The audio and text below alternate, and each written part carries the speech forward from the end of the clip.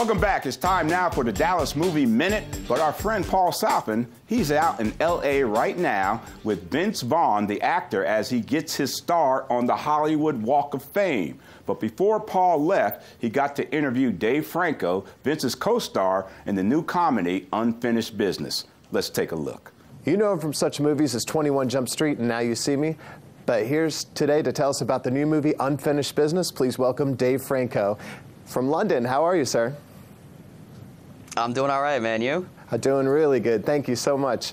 So this movie, Unfinished Business, looks so much fun and looks a little bit extreme. Oh, good. And there's only so much that we know about this so far, but I know this is going to be one of those rough, hard R kind of comedies, right? Yeah. It definitely pushes the envelope. There's a lot of nudity, a lot of raunchiness, a lot of man love, a lot of everything you would hope from a hard R-rated comedy. Yeah. A lot of man love, huh? You know, platonic man love, but maybe a half step further. Yeah, quarter step further. I like it. So tell us a little bit about your character and how did you feel playing someone that's, you know, a little bit different, a little quirky, a little nerdy, as opposed to your usual cool guy role? Yeah, no, it was really fun to play something different. Also kind of terrifying, you know, to put yourself out on a limb just because trying something completely different, completely outside of yourself, and really going for it. And you know, I can't say until the very end I felt like entirely comfortable, just because you find things and you find just that it's just nice to stretch yourself. I don't know where I'm going with this. I'm just kind of rambling now, but I just hope people respond to it. It might be one of these things where people will never hire me again after this role, but I went for it and I'm proud of the movie, and there you go. Well, speaking of going for it, our host, Drew Pearson, famously caught the Hail Mary pass. And so we always ask people their Hail Mary moment or their go for it moment where they just kind of had to go for it and it worked out for them. What do you suppose that was for you? During this film? Or just in general, in life. Or just in life? Yeah.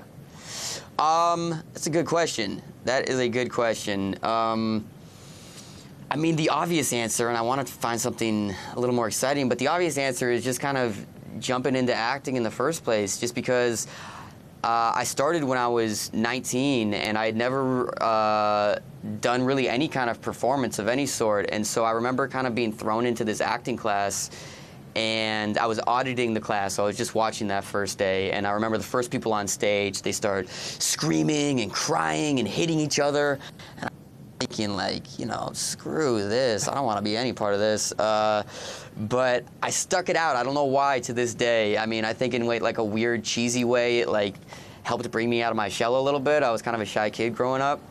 But I can't say I liked it for a long time because I was so nervous getting on stage. But I think that was my Hail Mary moment, I guess, yeah. Absolutely. So what was it like working with Vince Vaughn, the incredibly tall Vince Vaughn?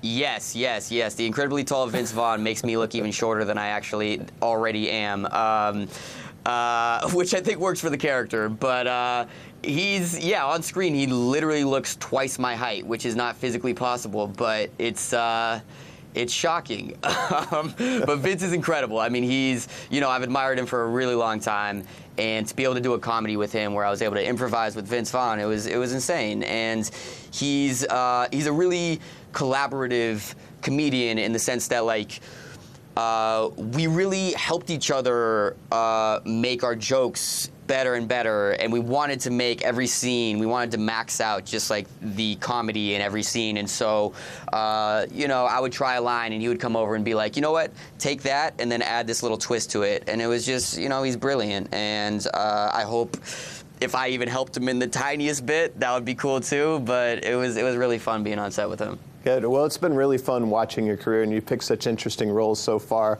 So what's next for you? Thanks, man. So I'm currently working on the sequel to a movie I did called Now You See Me, and it's going really well.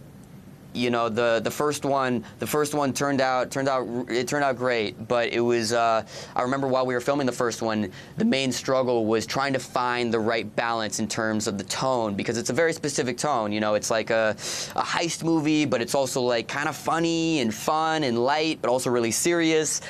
So on this one, we could kind of just hit the ground running, and then on top of that, we all know each other coming into this one, so the chemistry is like even stronger, and it's gonna be really, really fun, this movie, I think.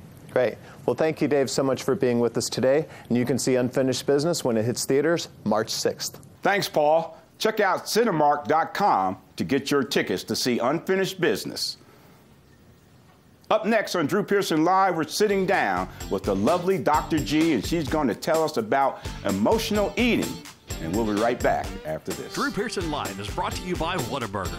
The chicken strip Monterey Melt is a brand new spin on legendary flavors. Get it while you can at Whataburger.